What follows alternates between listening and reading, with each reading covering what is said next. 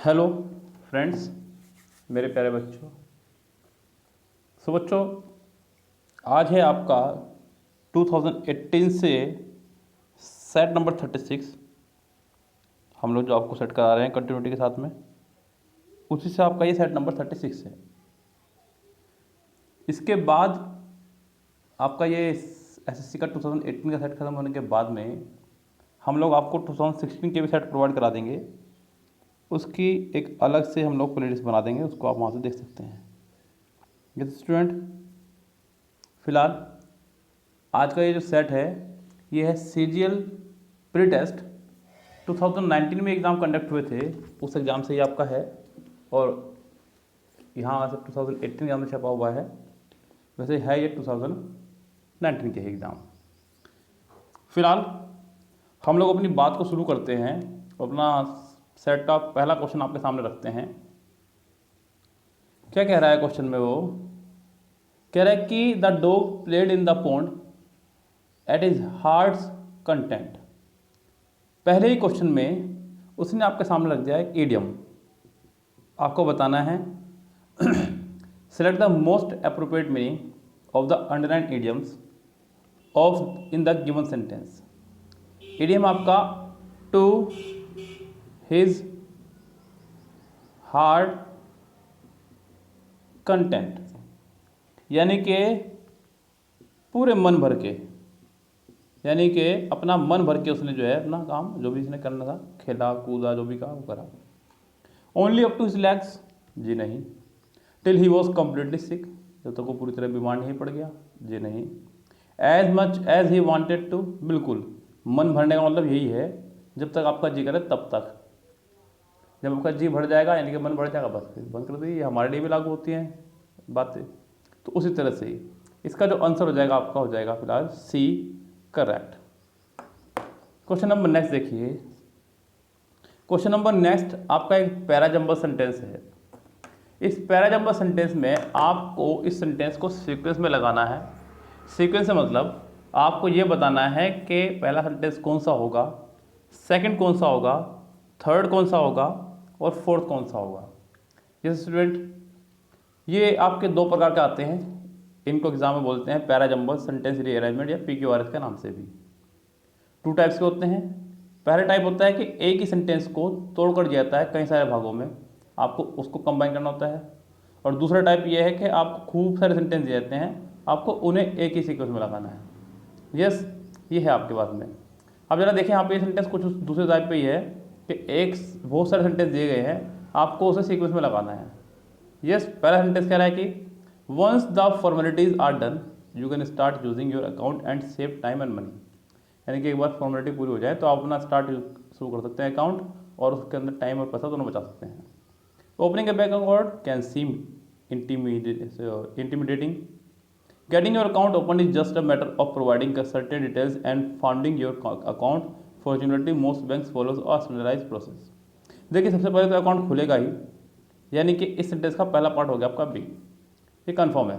Opening a bank account can seem intimidating, यानी कि sentence का पहला आंसर होगा आपका बी से स्टार्ट। अब अगर बी से स्टार्ट हो गया तो आपके पास सिर्फ दो ही ऑप्शन रह गए, या तो ए या फिर बी।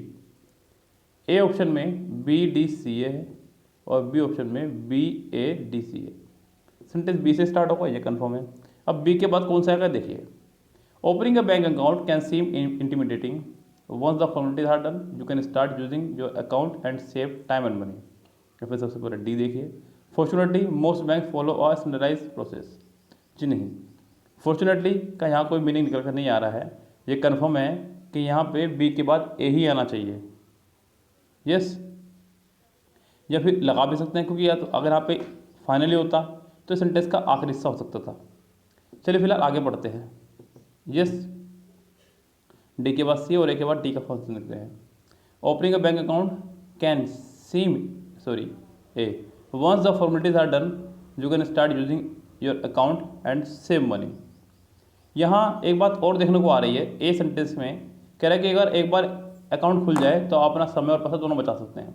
यानी कि सबसे आखिरी में अकाउंट खोलना चाह रहा है, बस कह रहा है पूरे पहले बीच में वो सारी फॉर्मेलिटीज़, सारे नियम कानून वो बताना चाह रहा है। Getting your account open is just a matter of providing certain details and founding your account. Fortunately most banks follow a standardised process. So ये कन्फर्म है बच्चों कि बी के बाद डी का मुझे पता नहीं, लेकिन डी के बाद सी आएगा, ये कन्फर्म है। यस, और ये दोनों में है। यस, क्लियर है बात। और आखिरी सेंटेंस का ए रहेगा, यानी कि इस सेंटेंस का आंसर हो जाएगा आपका ए करेक्ट। नेक्स्ट सेंटेंस देखिए। नेक्स्ट सेंटेंस में आपको बताना है कि इसमें से कौन सी स्पेल करेक्ट है। 4 अलग अलग वर्ड दिए हैं इस बार। अभी तक क्या हो रहा था कि एक ही वर्ड को 4 तरह से तोड़कर दिया जा रहा था, लेकिन अब 4 वर्ड दिए गए हैं, आपको इन्हीं को बताना है कौन सी स्पेल सही है। फिर मैं कहूँगा कि आप अपने अंदाज से करिए, आप एरर क्या करिए, आप अपना वर्ड देखिए और अपने वर्ड से मैच कीजिए उसके वर्ड को। जैसे कि पहला वर्ड है ज्वेलरी, आप ज्वेलरी की स्पेलिंग लिख के देखिए क्या होती है, JEWELLERY। ये तो दिख रहा है साफ साफ गलत है।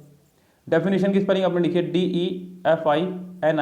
DEFINITION, डेफिनेशन, ये भी उसकी गलत है, करेक्ट बतानी है आपको। तो उससे अगला वर्ड है आपका स्क्रैम्बल। क्या है आपका, स्क्रैम्बल, SCRAMBLE हो सकता है सही है, काफ़ी हद तक सही है, बिकॉज उसकी भी सही है, मेरी भी सेम बैठ रही जाकर के अव्यवस्था को बोलते हैं स्क्रैम्बल। यस, उसके बाद में है आपका एक्सेप्टेंस, ACCEPTANCE, उसकी ये भी रॉन्ग है, उसका आंसर होता है सिर्फ और सिर्फ सी करेक्ट। अव्यवस्था, स्क्रैम्बल, सी की स्पेलिंग यहाँ पे बिल्कुल उसने करेक्ट दी है, बाकी सभी स्पेलिंग यहाँ पे आपकी रॉन्ग है। नेक्स्ट पे चलते हैं। नेक्स्ट है an instrument for measuring the atmospheric pressure, एक ऐसा इंस्ट्रूमेंट जो वातावरण के प्रेशर को मापता हो। थर्मामीटर, एल्टोमीटर, बोरोमीटर और एमीटर सॉरी। थर्मामीटर जी नहीं, एल्टोमीटर भी नहीं हो सकता, बैरोमीटर होता है पाठ्यांक मापने के लिए, तो इसका आंसर होगा आपका सी, थर्मामीटर शरीर का तापमान मापता है। यस, और एमीटर तो आपको पता है करंट मापता है, और यहाँ पे बैरोमीटर पाठ्यांक मापता है। और जैसा कि आपको पता है कि मैं फिलहाल क्लोथ टेस्ट नहीं करा रहा हूँ, क्लोथ टेस्ट मैं आपको इनके सभी वीडियो के एक साथ कराऊंगा जो रुकी हुई हैं वीडियो 36 तक के, यानी कि आज इवनिंग वाले बैच में ही मैं इसके क्लोथ टेस्ट करा दूंगा सारे, उसके बाद में हम लोग बात करेंगे। तो चलो फिलहाल चलते हैं हम लोग सेंटेंस नंबर सीधा डायरेक्ट आपके 10 पे। Entering the hall the show had started. क्या कह रहा है, कह रहा है कि entering the hall the show had started. Enter करते ही शो शुरू हो चुका था।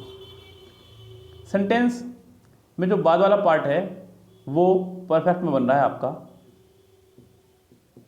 यस, आपको पिछले पार्ट में भी कुछ पास्ट जैसा ही दिखाना होगा।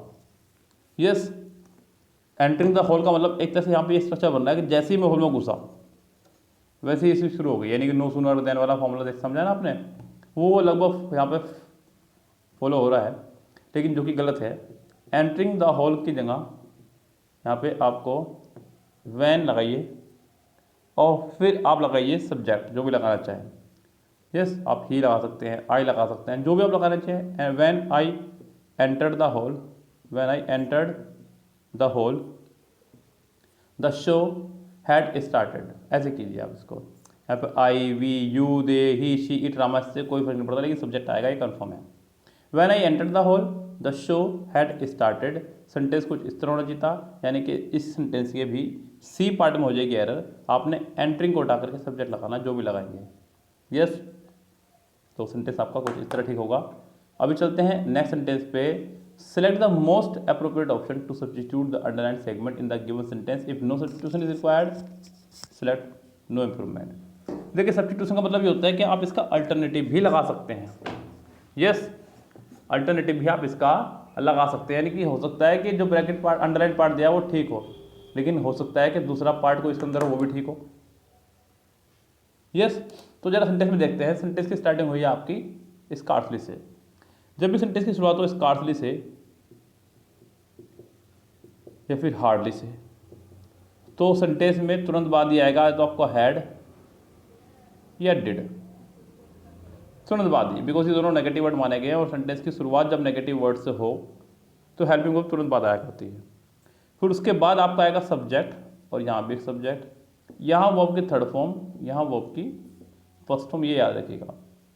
इस सेंटेंस में स्कार्सली आया, हैड आया, सब्जेक्ट आया, थर्ड फॉर्म भी आई, सब कुछ है, लेकिन यहाँ पे एक प्रॉब्लम ये है कि इस सेंटेंस के साथ जो पेड कंजक्शन चलती है वो कंजक्शन चलती है आपकी वैन। क्या चलती है? वैन। अंडरलाइन पार्ट में उसने बस वैन की जगह देन दे रखा है, इतना सा कर रखा है उसने गड़बड़ी। अगर वो गड़बड़ी ना करता तो ये भी ठीक होता। तो इस लिहाज से आपका पहला ऑप्शन बाहर होता है, बिकॉज पहला ऑप्शन है, फिर उसने वैन करा, देन करा। नो इम्प्रूवमेंट हो नहीं सकता, बिकॉज ये गलत है। सी ऑप्शन में हेड के साथ थर्ड फॉर्म नहीं है, इसलिए गलत है। आपका आंसर बैठता है सिर्फ और सिर्फ डी करेक्ट। यस, सो 11 सेंटेंस का आपका हो जाएगा डी आंसर। नेक्स्ट सेंटेंस है आपका 12 सेंटेंस। ये है आपका वोकेबलरी बेस्ड वर्ड है आपका एट्रीब्यूट, ATTRIBUTE। एट्रीब्यूट कौन होता है? गुण, क्वालिटी। अंग्रेजी में भी एक चैप्टर है एट्रीब्यूट, आप यूट्यूब पे जाएंगे लिखेंगे एट्रीब्यूट,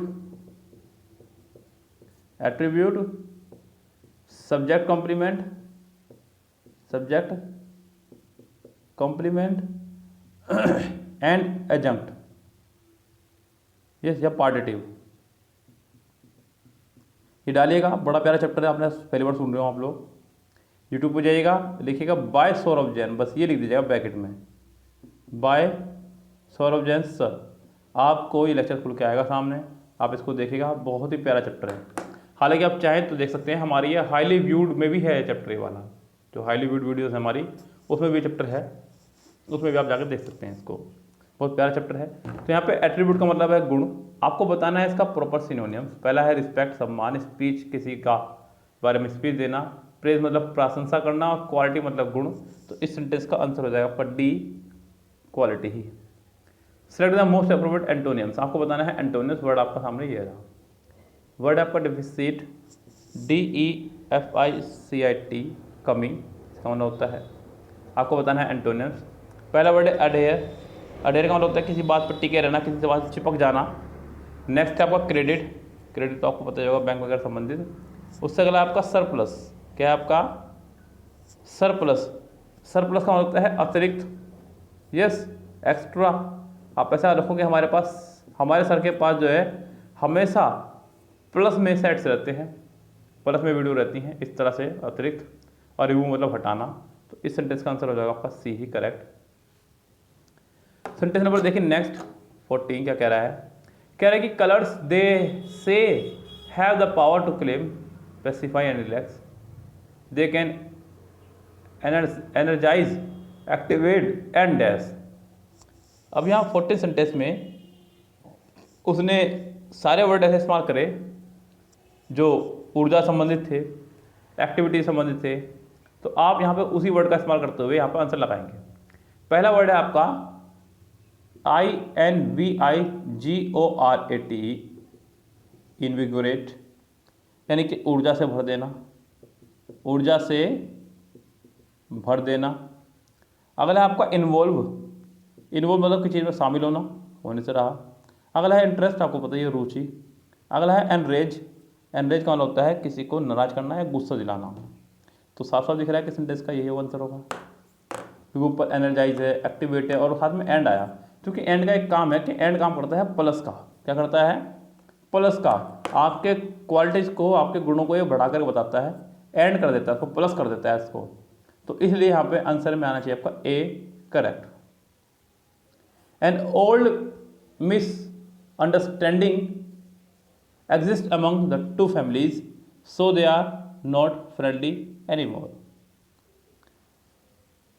अगर मैं कहूँ कि सेंटेंस टुच्चा है तो कहना बिल्कुल भी गलत नहीं होगा।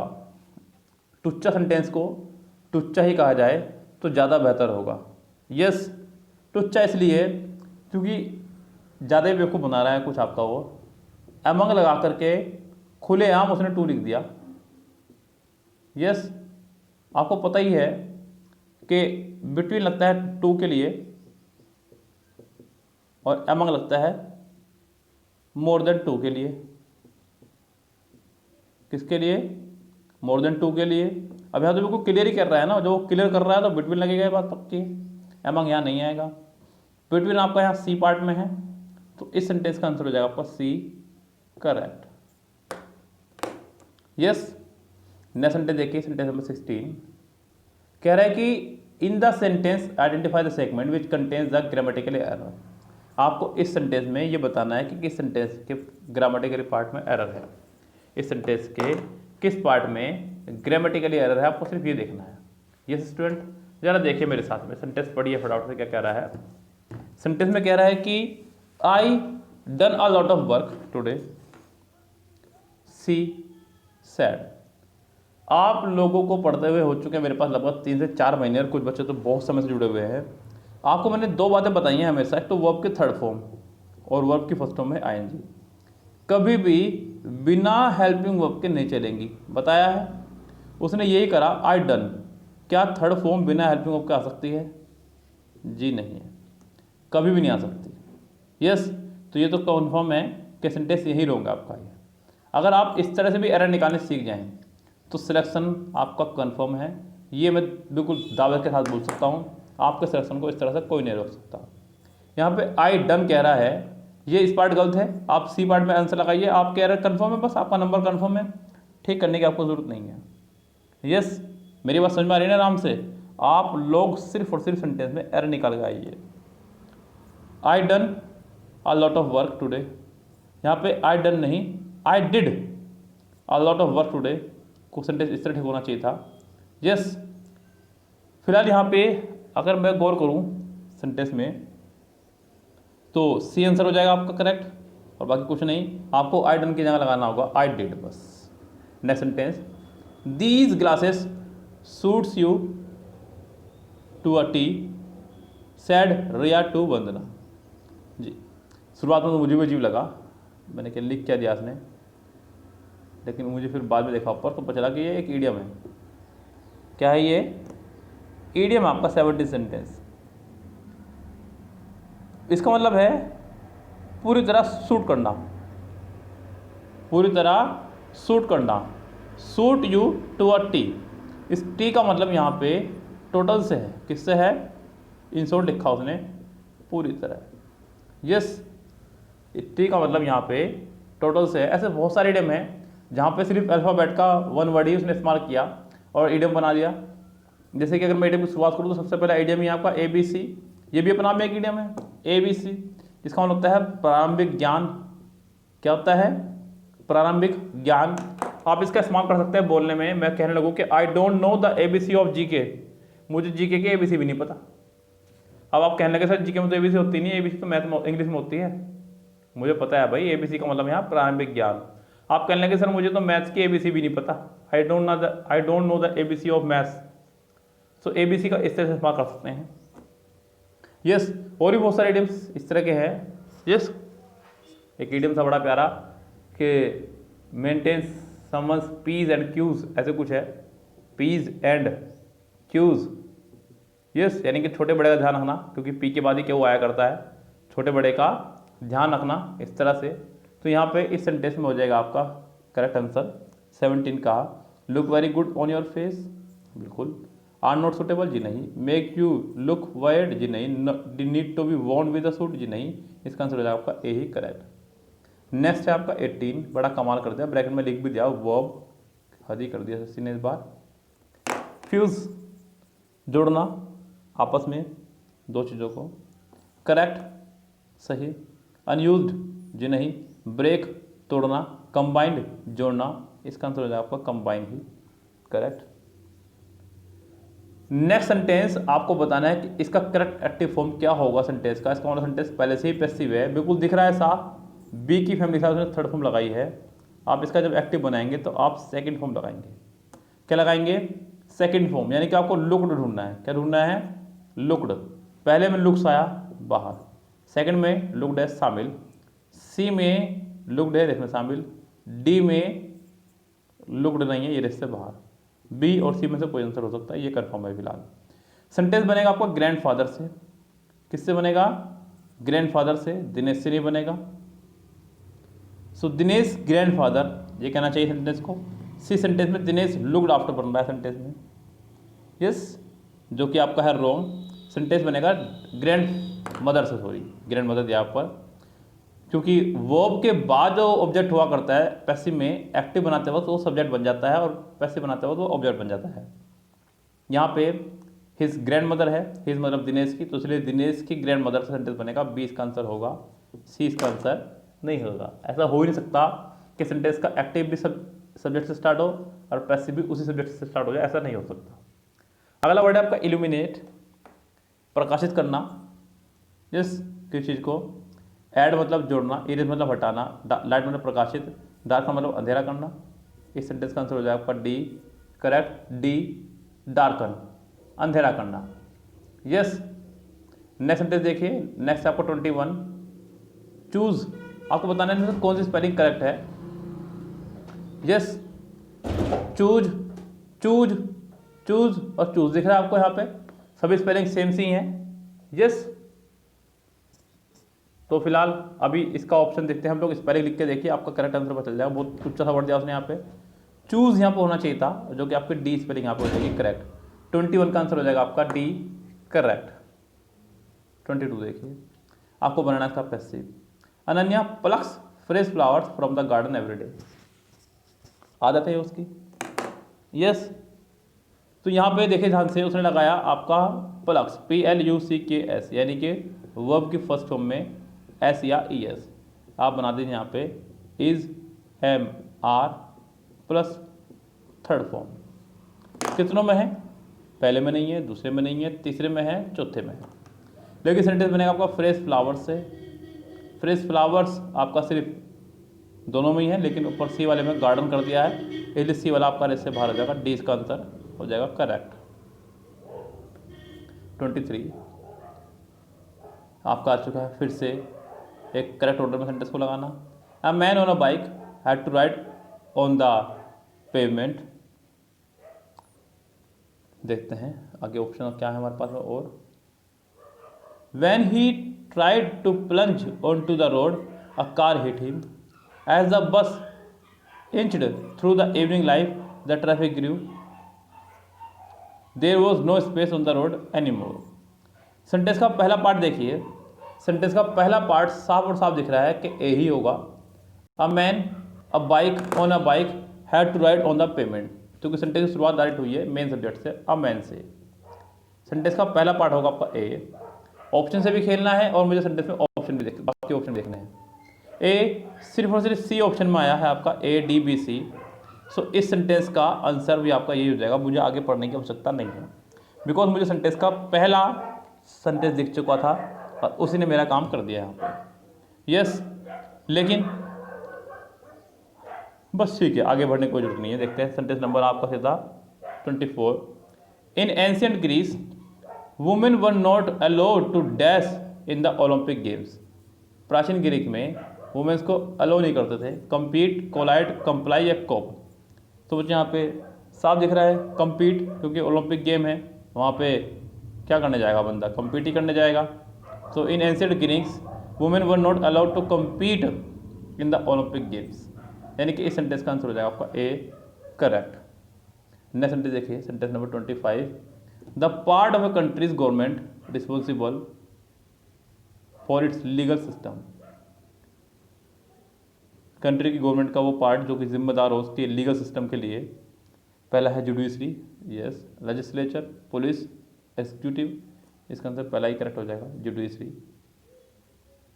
यस, तो इस सेंटेंस का आंसर हो जाएगा आपका ए, करेक्ट। ये था आपका आज का सेट नंबर 36।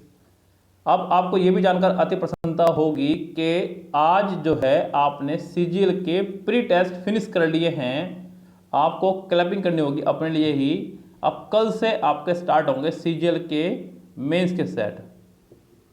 यस, ये ध्यान रखें आप, CGL मेंस स्टार्ट हो रहा है आपका, जो बेहतरीन सेट होंगे, 200 क्वेश्चन का सेट होगा। इसलिए जान लीजिए कि ये सेट आपका एक बार में तो निपटने से रहा, एक बार में सेट आपका फिनिश नहीं होगा। 200 क्वेश्चन बहुत होते हैं और इसके अंदर आपके भरपूर मात्रा में कॉमन एरर, भरपूर मात्रा में सेंटेंस इंप्रूवमेंट, ईडियम, सब कुछ भरपूर मात्रा में मिलेगा। इसलिए हो सकता है कि बाजी बार सेंटेंस में सिर्फ कुछ ही सोल्व करा पाऊँ। यस, तो जितना जल्दी होगा मैं कोशिश करूँगा, ये लगभग 4 से 5 पार्ट में का फिनिश होगा। 200 क्वेश्चन बहुत होते हैं। यस, तो इसलिए ज़्यादा मत हड़बड़ाइएगा। 4 सेट हैं मेंस के, ये चारों सोल्व कराने के बाद में मैं स्टेनोग्राफर सेट सोल्व कराऊंगा जो 2019 में आए थे अलग से।